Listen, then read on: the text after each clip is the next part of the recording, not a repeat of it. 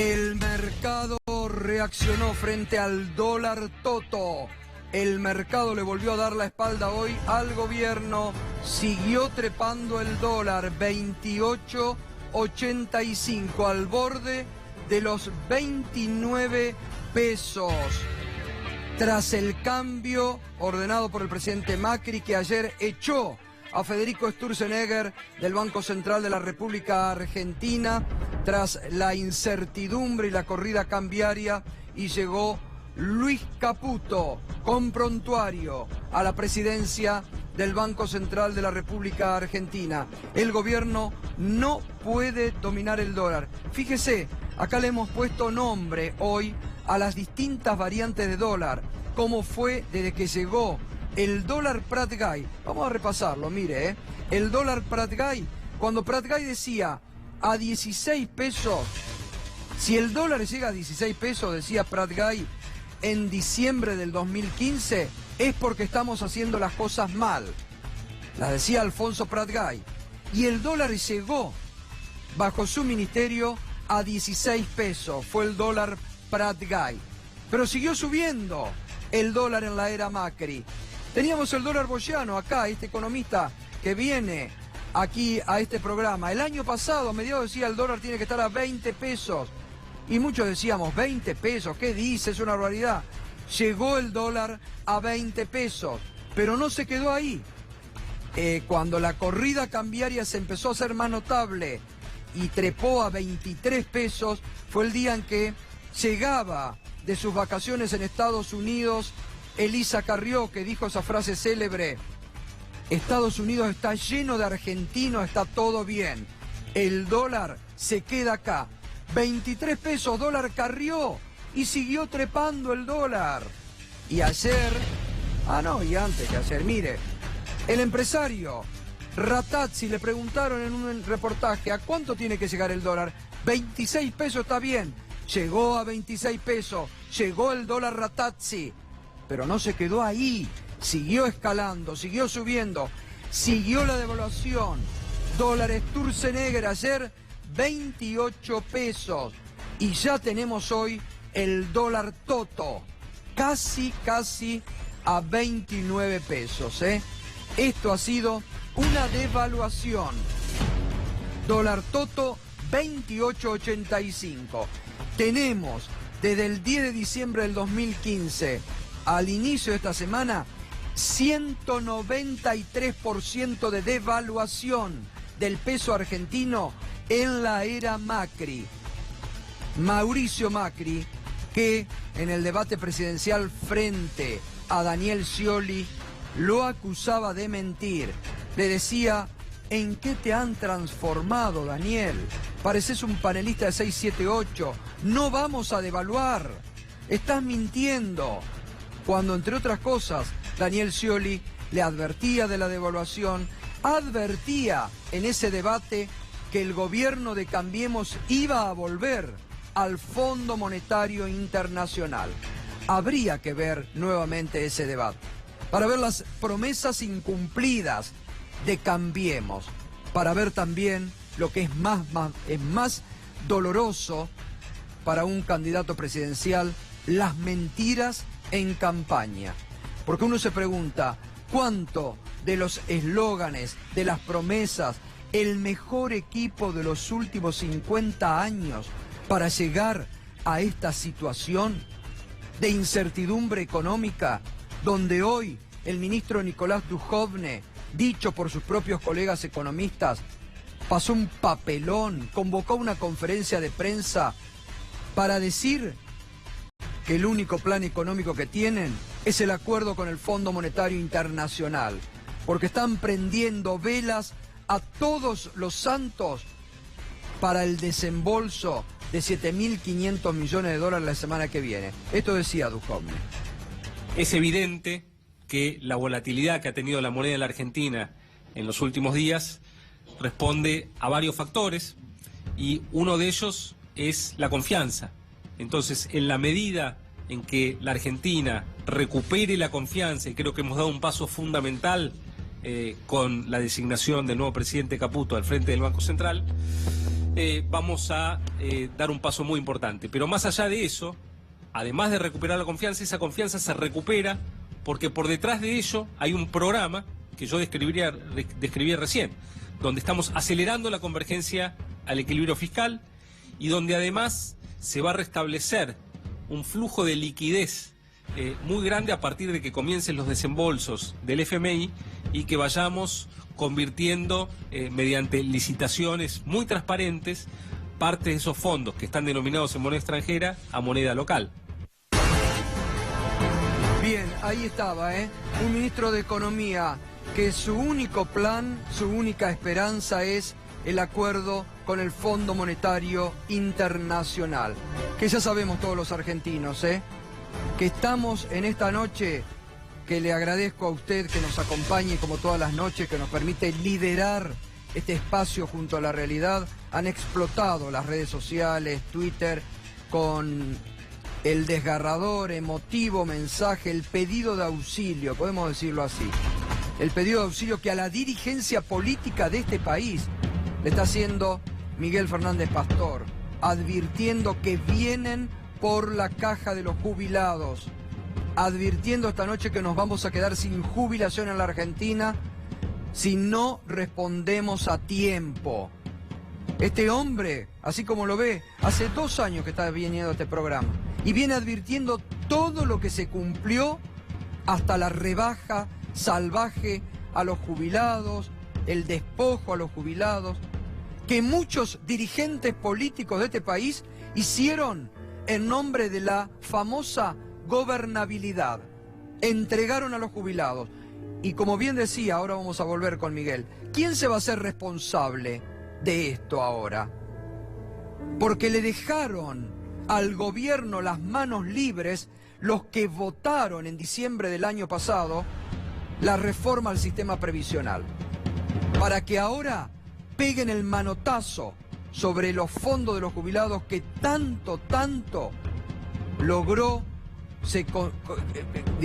costó construir esa masa que ha servido para que se les pueda dignamente ir aumentando, ya no, a los jubilados en la Argentina. Ahora vamos a volver con Miguel, Vamos a volver porque lo dice clarito la carta de intención con el Fondo Monetario Internacional. Vienen por el sistema jubilatorio una vez más en la República Argentina. Este dólar que no para, y fíjese las previsiones del mercado ya para los próximos meses, para fin de año,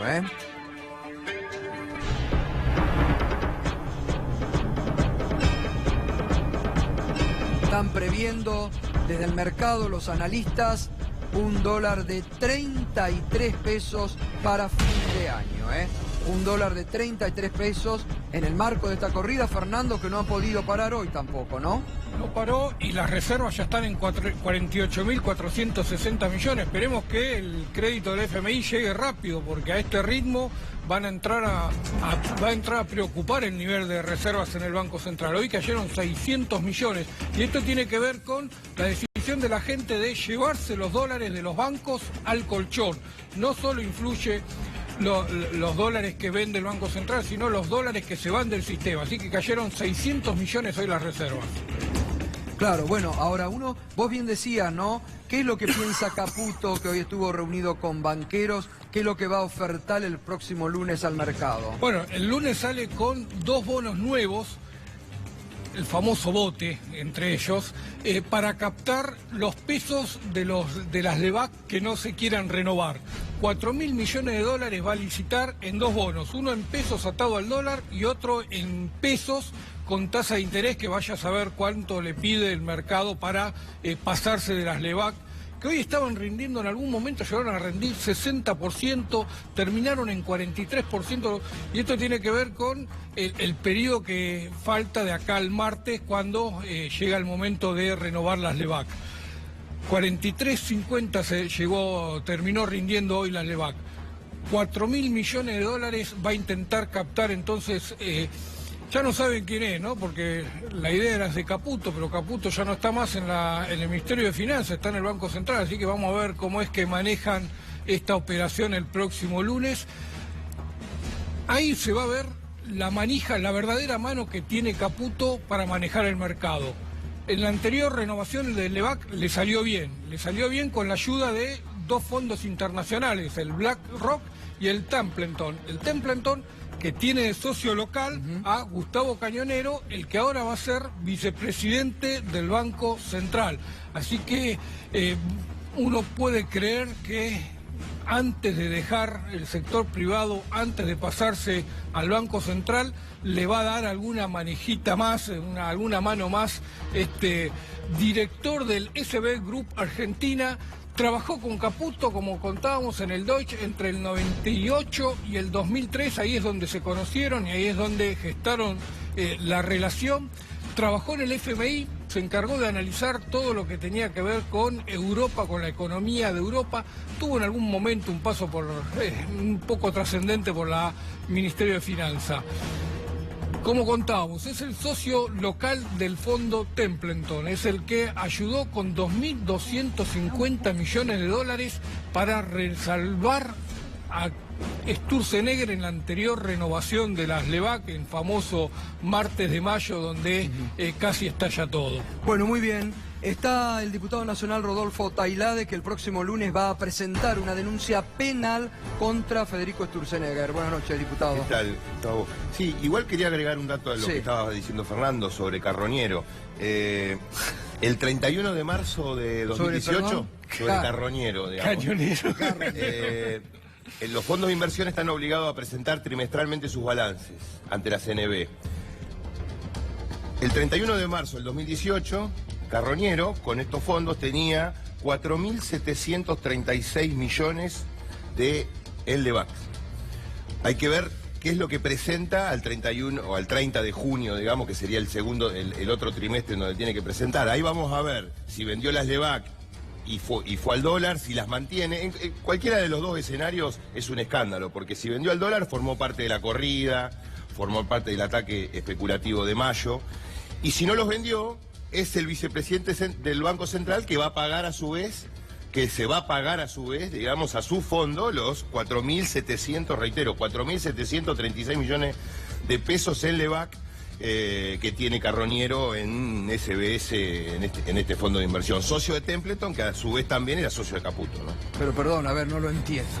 ¿Los tiene él? Los tiene el fondo, que él maneja, 4.700 millones de pesos. Ahora, en LEVAC. Es penoso, realmente a uno se indigna, porque la verdad, a ver, estamos todos conmovidos con Miguel, quiero decirle, está más tranquilo porque está preocupado los televidentes, acá quédense tranquilos, pero bueno, las emociones son buenas de mostrarlo y hace más noble a una persona demostrar las emociones y la preocupación como lo demuestra Miguel. Pero digo, provoca mucha indignación, porque no hay ya un funcionario que no tenga conflicto de intereses, que esté denunciado.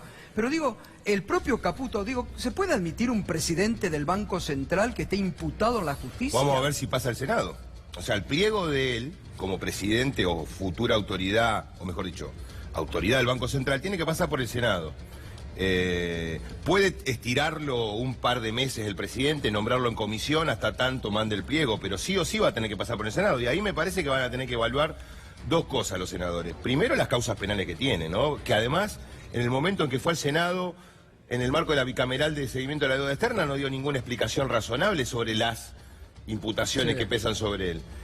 Y segundo, sus antecedentes, porque yo puedo estar en la vereda enfrente de Sturzenegger, puede ser un enemigo político en su concepción económica. Ahora, la verdad que tiene un currículum que de alguna manera justificaba su cargo. Más allá de que estoy en las antípodas, ¿no? Pero es profesor universitario en Estados Unidos, digamos, un tipo reconocido. Luis Caputo no tiene nada de eso, digamos. Es un cuevero, es un tipo que lo único que hace es manejar plata, sacarla afuera, negrearla, hacer apuestas financieras. Me parece que no tiene absolutamente ninguna consistencia en términos profesionales para manejar la política monetaria de un país. ¿Y por qué lo denuncia a Federico Sturzenegger? Mire, voy a pedir que se investigue lo que ocurrió entre el 24 y 25 de abril, cuando el JP Morgan se llevó 1.500 millones de dólares a 20 pesos. Compró, es decir, desmontó sus posiciones en LEVAC, fue uno de los que lideró, digamos, esa corrida. Se llevó se llevó digamos, cambió los pesos de la LEVAC, compró dólares a 20 pesos, el dólar en 4 o 5 días después de la intervención de JP Morgan llegó a 25 pesos. Y la verdad que con los antecedentes, como decía de Sturzenegger, me da la impresión de que no se puede atribuir a la impericia o a la negligencia o a la mala praxis que haya permitido que JP Morgan se haya hecho con 1.500 millones de dólares comprados a 20 pesos. Y me parece que hay que investigar porque no me creo la de la Sí, sobre pericia. todo porque, a ver, muchos no entendían muchas intervenciones, después se retiraban, el dólar subía, alguien evidentemente ha ganado en esos interregnos que había. Bueno, el JP Morgan ganó, no te quepa ninguna duda, Gustavo, es decir, quemó Sturzenegger en ese momento 1.500 millones de dólares, se los vendió a 20 pesos. Y me parece que no se puede atribuir, como decía, la mala praxis. Acá hay deliberadamente una voluntad de beneficiarlos, digamos. Yo no sé si es en pago a servicios prestados, como por ejemplo esto de Carroñero ahora, que también es decir, al ser socio de Templeton, por ahí le están pagando que haya venido Templeton a levantar el famoso muerto del supermartes del mes anterior. Digamos que estamos dando vueltas sobre lo mismo. Y además vamos a pedir que en función de la renuncia o el desplazamiento, como quieran llamarlo, el juez ordene como medida cautelar que si se quiere ir del país, o mejor dicho, quiere salir del país, no irse del país, si quiere salir del país, que vaya y que le pida permiso a la justicia. Y me parece, Gustavo, que como viene la mano, creo que también vamos a ir a las causas en donde está Luis Caputo, a pedir lo mismo, porque tampoco veo demasiada consistencia, digamos, en su futuro o en el cargo que tiene ahora. Y en general, como me parece bastante evidente que va a haber un cambio rotundo de gabinete, o por lo menos eso es lo que está planteando el mercado, ¿no? Ese mundo que para nosotros es un poco difuso, pero el mercado está planteándole al gobierno que cambie el gabinete.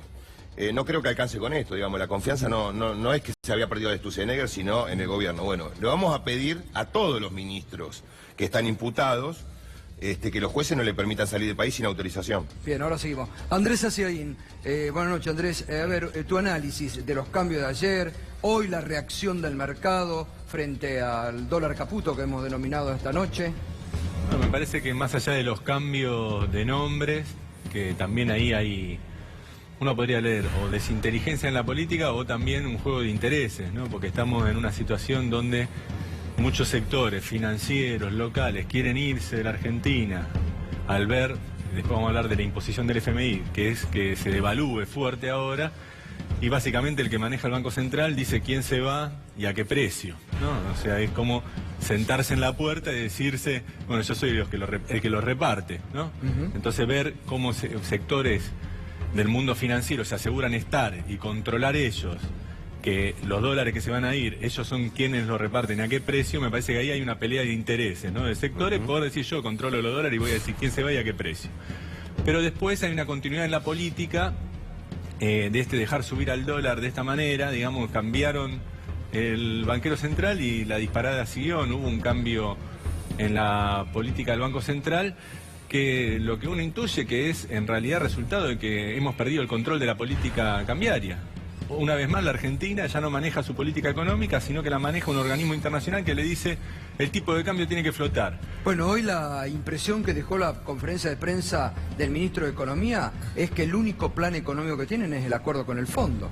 Prendiendo todas las velas a que lleguen los 7.500, esto. Y la visión del fondo es que los dólares que va a poner tienen que usarse para pagar la deuda y no que se lo fumen los distintos grupos como estos 1.400 millones girándolos al exterior. Entonces, la idea de que no intervenga vendiendo reservas y generando una estabilidad mínima, porque en la Argentina es suicida dejar el dólar flotar, de esta manera, digamos, de no generar esa estabilidad, es como para que reservar, miren muchachos, no vamos a poner la plata para que se la lleven.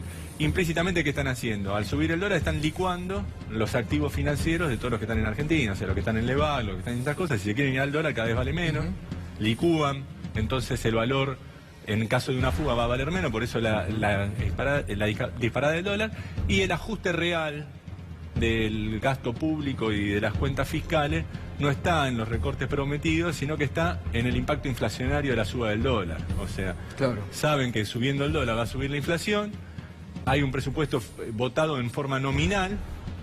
Al subir la inflación, los gastos reales en obra pública, en salarios, se licúan. Y mientras tanto la recaudación crece al calor de la inflación. Entonces están haciendo el ajuste real de las cuentas públicas pactado con el fondo. No está... Ahí dijo Melconian. Esto se salva con una devaluación y una inflación, ¿no? Y fue históricamente así. Es muy difícil generar un ajuste de esta brutalidad en tan corto tiempo, digamos. Fue el problema cuando quisieron, en el esquema de convertibilidad, que no podían devaluar, hacer un ajuste fuerte de la economía argentina y no pudieron. Estuvieron años intentándolo. Es muy difícil bajar el gasto nominal. Por eso apuestan a una devaluación, que creo que es el mensaje del fondo. Ahora seguimos, estaba con Carlos Heller también enseguidita. Ahora, estamos viendo también en estas últimas semanas cómo está impactando en el día a día, bueno, el testimonio de Miguel y respecto a los jubilados. Veíamos ayer las imágenes de Chubut paralizada al borde del default, con los docentes en huelga desde hace 78 días que están en una carpa bajo la nieve. También están, esta noche está aquí Carlos De Feo, que es el secretario general de la CONADU, porque también ustedes están en otra, digamos, ustedes son parte también de esta sociedad que están en lucha por salarios que no son escuchados y ahora se viene un nuevo ajuste que va a llegar a la educación también, ¿no? Hay un ajuste en los presupuestos universitarios que ya a lo largo de estos 2 años, por 2 vías, por el achique del presupuesto y también por la subejecución, hoy es prácticamente casi 20% menor que el que presupuestado para el año 2016. ¿20% menor? 20% menor. Y teníamos este año, por ejemplo, del presupuesto que se vota, era de 107.600 millones. Hoy, cuando uno mira en las páginas de la Secretaría de Política Universitaria y de los otros áreas del Estado que también contribuyen al presupuesto de las universidades, ese presupuesto ya tuvo 1.000 millones de pesos menos, con una inflación que, como estamos viendo, es enorme. No han podido achicar el presupuesto universitario vía los salarios, porque hemos discutido paritarias 2 años con una gran pelea los 2 años y con unos muy buenos acuerdos, y obviamente el presupuesto lo han tenido que achicar. Este año no hay fondos para infraestructura, no hay, hay recortes para salud, para educación, para los programas que había con el Ministerio de Trabajo, con el Ministerio de Salud, que la universidad tenía aportes muy importantes a hacer esos ministerios. Todo eso se ha ido acortando. Ni hablar del salario. Y ahora tenemos el recorte en salario. Este año es imposible avanzar en una pauta que no sea del 15%. Con una inflación de 30%, es reducir el salario en esa cantidad. Entonces, pero nosotros creo que hay una pelea muy importante por parte de los sectores universitarios para resistir el ajuste. El otro día, esta semana, hoy terminó la Conferencia Regional de Educación Superior, que se hace cada 10 años. El año que viene van a ser todas las regiones del mundo, van a ir a la Conferencia Mundial de Educación Superior. El primer día, en la inauguración de la Conferencia Regional, el ministro de Educación no pudo hablar por la silbatina. Exacto. Y la rechifla que tuvo, y los abucheos que tuvo de parte, no de militantes universitarios, del conjunto, inclusive algunos latinoamericanos, unos cuantos que había allí, y terminamos teniendo inclusive una declaración que para nosotros era muy importante, volver a tener esa declaración de Cartagena de Indias en el año 2008, sí, con gobierno progresista, Lula, Chávez, Correa en Ecuador, bueno, el gobierno de Argentina. Estábamos corriendo grave peligro de esa declaración que dice que la educación superior es un derecho y un bien público y una obligación indelegable de los estados sostenerla. Hay una presión muy fuerte por declararla un servicio, porque esto permitiría poner un gran comercio que está disparando en todo el mundo dentro de los tratados dentro de los tratados de comercio, digo, y sin embargo la declaración no solamente repitió esto, sino que avanzó en declarar a la universidad un fuerte compromiso con las problemáticas sociales, con la democracia, con la soberanía política de la región, con la inclusión. Y nos parece que realmente esto está demostrando que estos años que nosotros vivimos, que fueron muy importantes para la educación superior, la creación de las universidades de conurbano, esta que no quiere la gobernadora de la provincia de Buenos Aires, esta que todos los días se tratan de descalificar, ha creado un sentido en la universidad que va a ser muy difícil avanzar contra eso. Ahora seguimos, Carlos. Carlos, ¿y en qué instancia estamos? Porque pareciera que no hay, digamos, situación de salida o de escape. Es que yo creo que al análisis que estamos haciendo le faltan algunas cosas. Queremos que el mercado se comporte de otra manera voluntariamente. Y lo que hay que entender de forma definitiva y rotunda, que o hay un Estado que regula y pelea contra ese mercado, el mercado se le trata de escapar, lo tensiona y demás, o las cosas son como ahora. Es decir, este gobierno es el gobierno de los mercados. Yo te pregunto, si vos tenés un señor que sale a querer comprar dólares y no hay quien le venda, el precio va a subir hasta el infinito. Si vos tenés un tipo de cambio que es indiferente para la exportación y para abastecer el mercado interno, los precios internos van a subir a la misma velocidad que va a variar el tipo de cambio. Entonces, la primera cuestión de fondo es, con esta política, con los mercados determinando las cosas, es muy difícil o es imposible que los resultados sean distintos de lo que se están obteniendo. Ahora bien, segunda cuestión.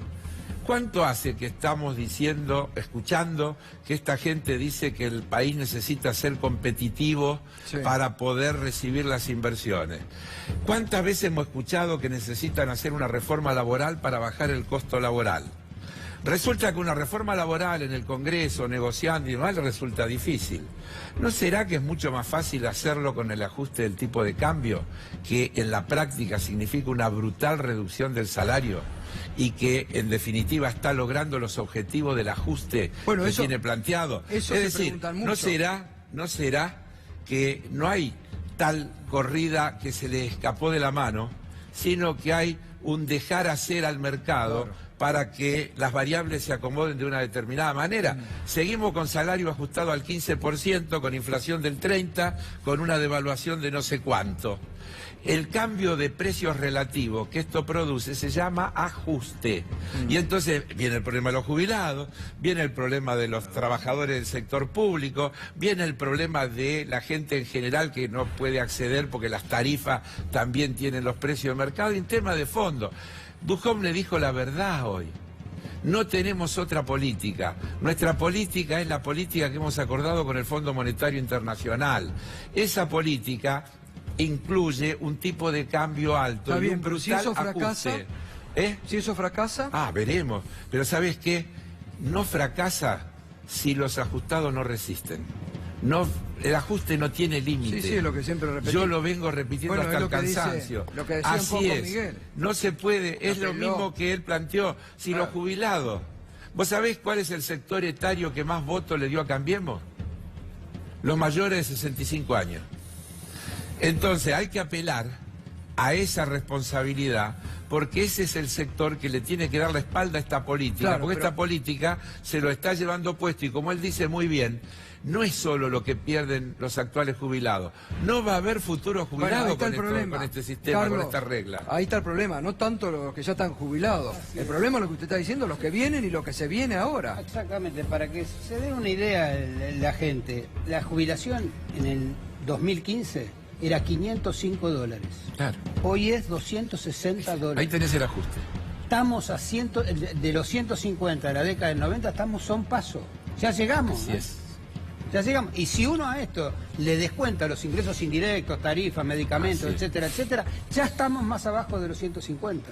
Y esto es lo que la gente tiene que entender. Porque atrás de este análisis, que bien se hace y que bienvenido sea, hay gente.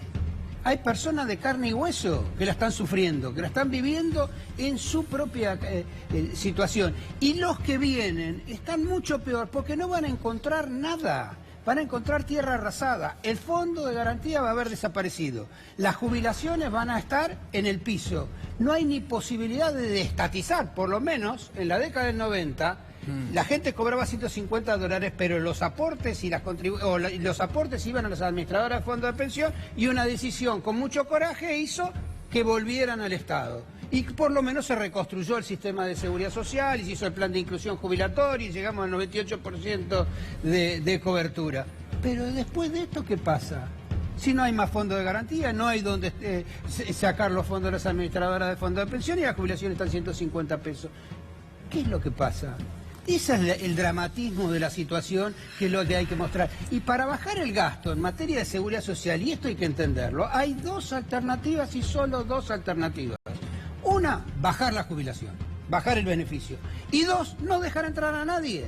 Entonces el camino es no dejar entrar a nadie. Anoche mostrábamos, en esto que decía también Miguel, anoche mostrábamos cómo volvieron con fuerza durante el fin de semana en José Cepaz los clubes de trueque. En José Cepaz ya no hay lugar. Esto nos enviaron hoy. Esto es Merlo, hoy, club de trueque, en la calle, ahí, acerca de la estación del ferrocarril de Merlo. Pleno centro, pleno centro. Mire lo que es. Volvieron los clubes de trueque. Se están instalando en distintas plazas, en distintos lugares de la provincia de Buenos Aires. Ayer le mostrábamos José Cepaz. Hoy es Merlo. La gente que ya lleva cualquier tipo de cosa para intercambiar a estos clubes de trueque. Esta es parte de la realidad también que estamos viviendo, ¿eh? Mire, hoy viernes en Merlo. Mañana sábado, el que ande por José Cepaz al costado de las vías del ferrocarril, kilómetros y kilómetros hoy ya de lugares que la propia municipalidad le cede para que armen un lugarcito para hacer trueque la gente. Esto es lo que está volviendo hoy a la Argentina. Hace poco veíamos también a la ciudad de La Plata. Hace poco hicieron una demostración en la Plaza de los Dos Congresos, en pleno centro de la ciudad de Buenos Aires, para que se vea cómo se está viviendo hoy a nivel del día a día en muchos sectores de la población. Andrés, ¿y hacia dónde va esto? Va a ser una situación muy difícil, ¿no? En términos sociales y económicos. Obviamente el impacto de la suba del dólar es inflación, con las tasas que hay, la actividad económica va a salir muy lastimada en el sector real, se van a perder puestos de trabajo. Pero aparte yo creo que en sus propios términos, incluso digamos con una mirada desde los sectores de poder que por ahí desprecian las consecuencias sociales de estas políticas, es insostenible, ¿no? Porque uno ve el programa de ajuste de la economía real. En la Argentina, digamos, yo creo que gran parte de este proceso evaluatorio se va a traducir en una aceleración de la inflación. Y también hay un nivel, digamos, de organización sindical que más allá que le pongan tope a las paritarias, tarde o temprano gran parte de ese tabique se va a romper. Y esto lo que va a generar es una desestabilización inflacionaria en términos económicos, digamos, una aceleración grande.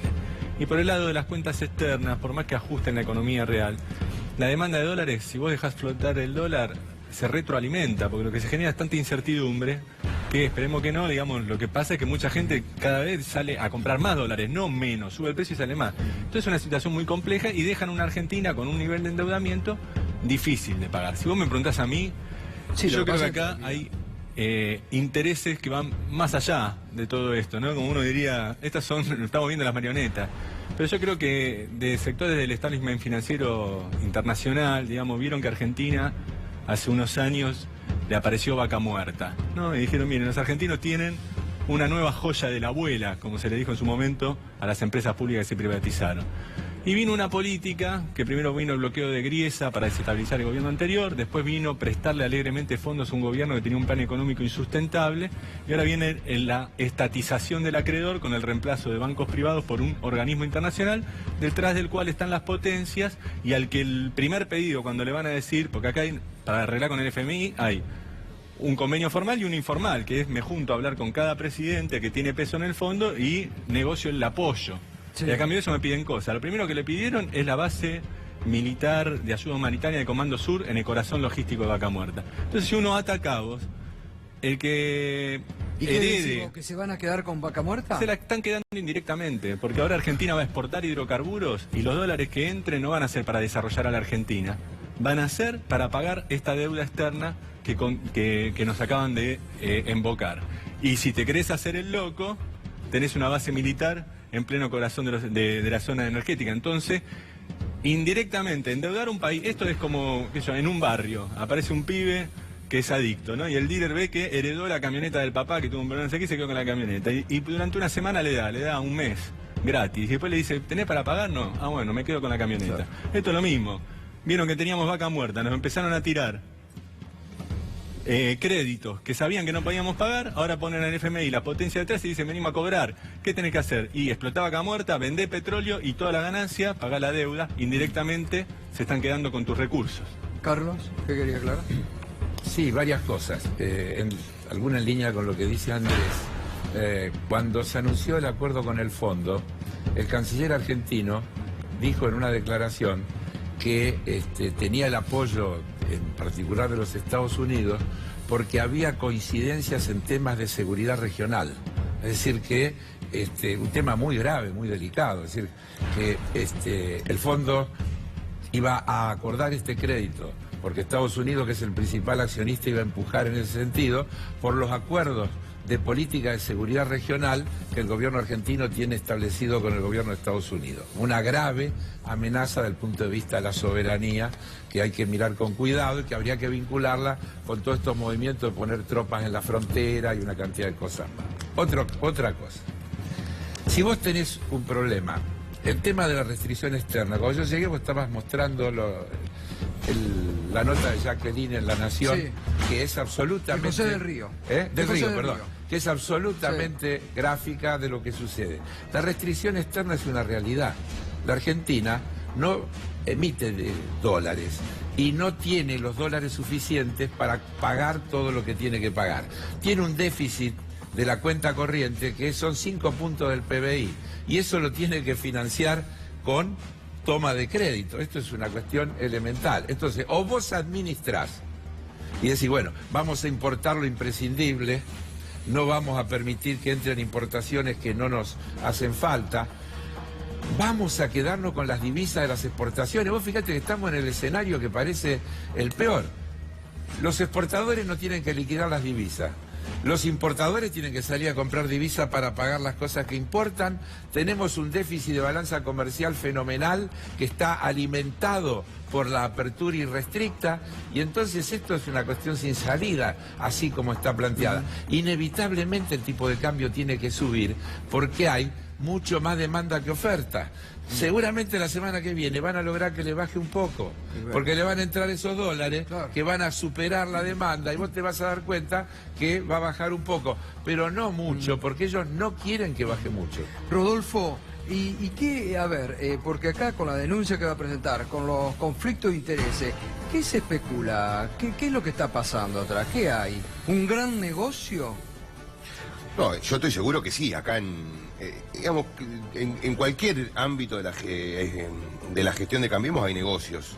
Y recién lo acaba de decir Andrés, digamos, ¿no? Inclusive acá hay un choque de intereses en esta movida. Pero a mí me parece que lo que tiene que pasar en nuestro país es que el Poder Judicial enfrente realmente con seriedad estos problemas. ¿Por qué? Federico Tusenegger a esta altura del partido debería estar condenado, preso probablemente, e inhabilitado de por vida para ejercer la función pública. ¿Por qué? Porque fue procesado por el megacanje 2001, durante años estuvo procesado, también estuvo procesado Cavallo, pero fue liberado, digamos, sobreseído antes de Tusenegger, y a Tusenegger lo sobreseyeron exclusivamente porque iba a ser funcionario de Macri, para que asumiera de alguna manera con un poco más limpio. Ahora, no podemos volver a repetir eso, porque así como no sancionó la justicia argentina a Tusenegger, por esa razón hoy Tusenegger, o hasta hoy, o hasta ayer, fue el presidente del Banco Central, generando lo que está generando. Es decir, dentro de 10 años nos vamos a volver a lamentar, o por ahí menos, digamos, porque la velocidad de la crisis me parece que es superior. Dentro de 10 años o algunos años menos vamos a estar lamentándonos nuevamente que la justicia argentina no sancionó a este tipo de personajes y vamos a tenerlos de vuelta en el gobierno. ¿Por qué? Bueno, por estas cosas que está diciendo Andrés o que está diciendo Carlos, es decir, el condicionamiento externo sobre los gobiernos, el saqueo de vaca muerta, y un nuevo arrinconamiento de Argentina, arrodillada ante los organismos y los acreedores internacionales, sin posibilidades de desarrollar políticas emancipatorias. Entonces, me parece que es la justicia la que tiene que de una vez por todas, o por lo menos hacer su aporte a poner esto. Por supuesto que la dirigencia, el Parlamento, la sociedad, como dice como dice Miguel, es decir, deberíamos tomar o deberían tomar muchos sectores el ejemplo de las mujeres. Todo tiene que confluir, pero la justicia tiene que tomar el toro por las astas. Carlos, ustedes que están participando de muchas movilizaciones, ¿cómo están percibiendo también el clima social y de movilización que hay en la Argentina? Yo creo que el clima social se ha ido enrareciendo, pero me parece una cosa muy importante que nosotros hemos visto últimamente, que hay una decisión, más allá de las conducciones sindicales y esto, me parece que por debajo hay una decisión de unidad. Nosotros, estuvimos en el día de ayer una marcha muy importante que convocó nuestra central, nosotros pertenecemos a la Central de Trabajadores de Argentina, junto con la Autónoma y el Sindicato de Camioneros y otros sindicatos, y ahí uno está viendo en la calle, me parece, este malestar hacia estas políticas, y inclusive un descreimiento total sobre la posibilidad que este gobierno tiene de dar alguna solución a esta problemática. Yo decía una vez que yo creo que este gobierno le tiene que ir mal, porque cada vez que le va bien, sucede esto que nos está pasando ahora, ¿no? Un gobierno que uno cree, tiene la sensación de que es como una gran fiesta de fin de año del Colegio Newman, unos cuantos muchachos que van a gobernar, llegan a este nivel de desastre y tienen que darle el gobierno al Fondo Monetario Internacional, porque evidentemente ellos no pueden continuar con esto, y ahí me parece que hay un problema muy grave, que es la incapacidad que todo esto que está sucediendo en política hoy nos lleve a alguna solución para la gente. Me parece que se va a agravar el problema de los jubilados, pero también se agrava de los trabajadores. Obviamente, y además, a ver, todo este marco de descripción que ustedes están haciendo, donde los docentes universitarios, el personal no docente están luchando por mejorar, se da en un contexto que tendría que ser para la Argentina a 100 años de la reforma universitaria, que fue pionera de alegría, de celebración, y están luchando por el mango, digo, y pidiendo por favor y por sostener la universidad pública. Hay una nota de todos los rectores que integran el SIN, que salió hace muy pocos días, donde los rectores le piden una reunión urgente al jefe de ministro, porque ven que entre los recortes del presupuesto, la subejecución, que eso es importante, ¿no? El año pasado, para dar un ejemplo, el año pasado el presupuesto fue menor a 100.000 millones de pesos. Cuando terminó el año habían subejecutado 10.000, o sea que se había recortado en 10.000 millones de pesos el presupuesto. Están viendo que no llegan a fin de año con el funcionamiento.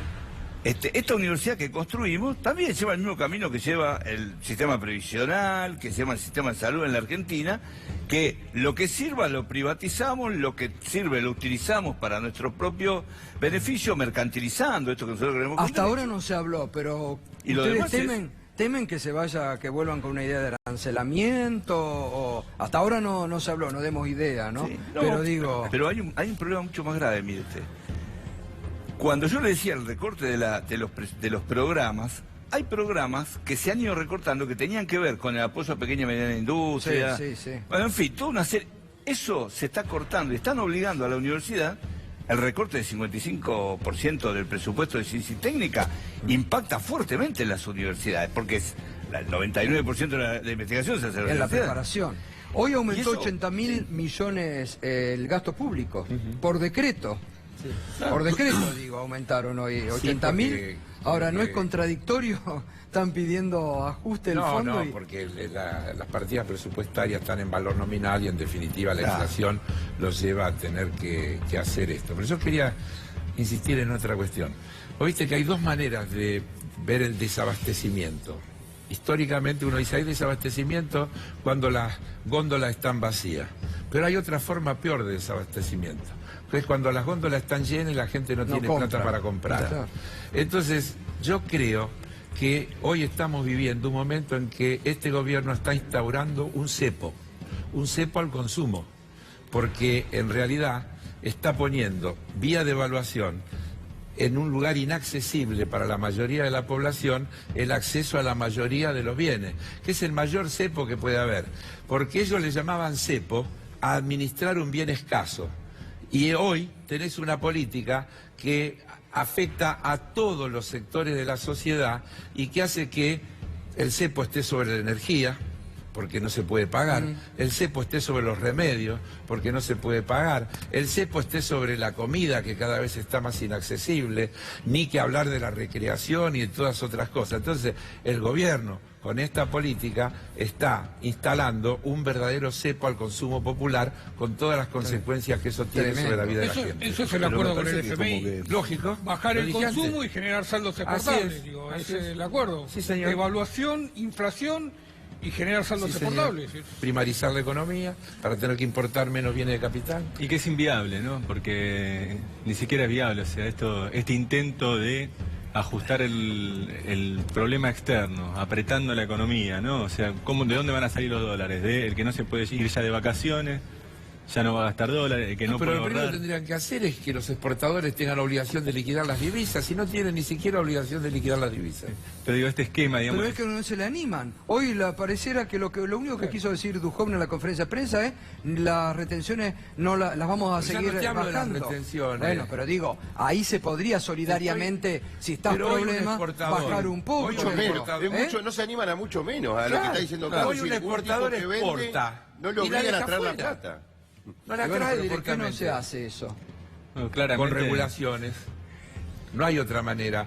No va a haber voluntad del mercado de actuar patrióticamente y entonces traer las divisas porque el país las necesita. No sucedió acá ni en ningún país del mundo eso. Andrés. No, digo que claramente si es un gobierno cuyo respaldo estaba en distintas fracciones, podemos decir, la clase dominante, los exportadores, los bancos, los distintos sectores, cuando podemos decir que el poder real hoy día lo tiene el FMI y es el que ordena, se le empieza a producir un desbande, ¿no? Y intenta negociar algo con estas fracciones que le dicen no, o sea, conmigo no, y terminan arrinconando al gobierno en el sentido de decirle el único camino es descargar todo el ajuste sobre la población. No vamos a poner nada, ¿no? No vamos a poner ni un dólar los exportadores, no van a poner ni un sacrificio de ganancia financiera los bancos, o sea, todos los sectores dominantes le dicen no, el único camino, y esa es la única coincidencia que tienen claro todos y con el FMI, Entonces es que quieren dejarlo en el pueblo. cierran que cada vez se va haciendo un gobierno de ricos para ricos. Y es inviable, porque la variable que no tienen en cuenta todos estos actores dominantes es que un proyecto económico que no incluye socialmente a las mayorías es inviable no solo social y políticamente, también económicamente. ¿Este proyecto a qué conduce? ¿A que las empresas no tengan a quién vender?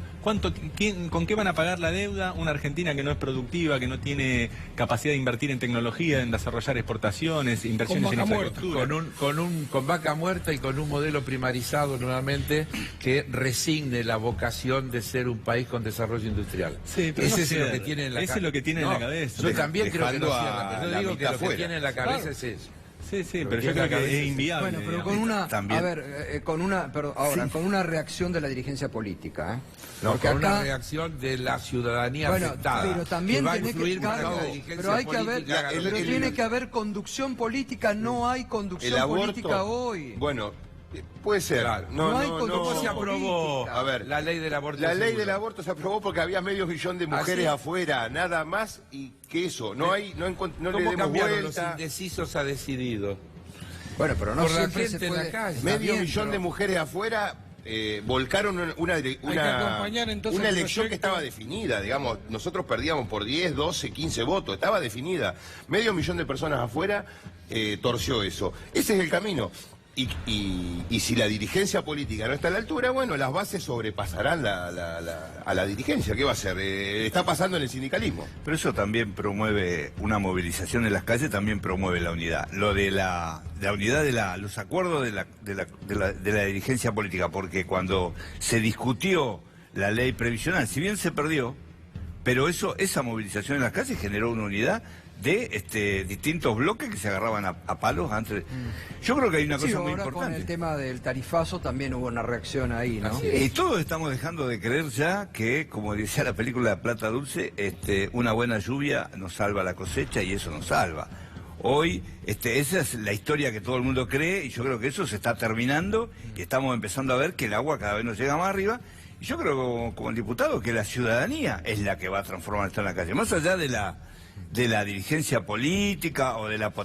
Digamos, hoy la CGT estoy convencido que no quería el triunvirato convocar absolutamente ningún paro. O convocaba un paro o mañana entraban a la CGT y los tiraban por la ventana. y vamos a ver si todavía no se animan a hacer algún arreglo antes del 25 y tengamos que forzarlo a que lo sostengan. Esta es una situación que me parece que se está saldando con la movilización y la presión de la ciudadanía en la calle, ¿no? Bueno, le agradezco a todos, Miguel. Quiero que cierre usted hoy el programa. Se me ocurre que hay 3 cosas que se pueden hacer hoy para tratar de salvar lo que parece inexorable. Lo primero es que la justicia de la seguridad social, que tiene que defender el derecho humano a la seguridad social, se ponga los pantalones largos, un poco lo que decía Tailade recién, y que salga a resolver los problemas. Tenemos un amparo presentado que tiene en este momento, o que tendría que tener el juez Fantini del juzgado 6, para parar que se puedan vender activos del Fondo de Garantía de Sustentabilidad, que tendría que resolverse con extrema urgencia. Yo creo que es necesario, alrededor del proyecto que ha presentado Luana, generar un consenso político alrededor de todas las fuerzas políticas y, por supuesto, la movilización popular. Sin movilización popular, todo eso queda en la nada, porque en definitiva necesitamos, como pasó en diciembre, como pasó con los pañuelos verdes, como pasó con mi nieta, que salió a la calle a pelear este proyecto con 14 años, me parece que ese es el camino que necesitamos recorrer y que tenemos que pedir a la sociedad que nos dé una mano, que tomemos conciencia, que salgamos a la calle y que en definitiva de esa manera paremos el saqueo, paremos el ajuste y construyamos una sociedad mejor. Bueno, muchas gracias a todos, realmente, por los análisis. Gracias, Fernando, buen fin de semana. Pausa y ya volvemos para el cierre.